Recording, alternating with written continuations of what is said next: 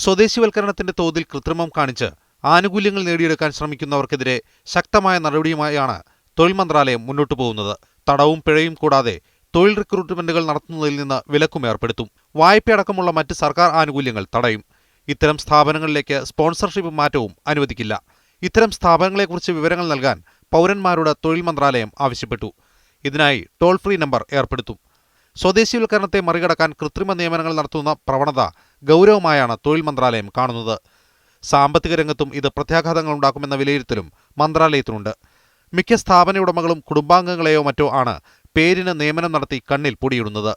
ഇത്തരം ആളുകളെ നിയമിച്ച് സോഷ്യൽ ഇൻഷുറൻസ് പദ്ധതിയായ ഗോസിയിൽ പേര് രജിസ്റ്റർ ചെയ്ത ശേഷം വേതനം നൽകുന്നതായി കാണിക്കും. വികലാംഗർ, സ്ത്രീകൾ തുടങ്ങിയവരുടെ തോതും ചിലർ പേരിനു മാത്രമായി നിലനിർത്തുന്നുണ്ട്. ജോലി വിട്ടവരെയും തൊഴിലാളി പട്ടികയിൽ നിലനിർത്തി കൃത്രിമം നടത്തുന്നവരുമുണ്ട്. ചെറുകിട സ്ഥാപനങ്ങളാണ് ഇത്തരം കൃത്രിമങ്ങളിൽ കൂടുതൽ ഏർപ്പെടുന്നതെന്നാണ് മന്ത്രാലയത്തിന്റെ വിലയിരുത്തൽ. Moosakutty, media 1, Jeddah.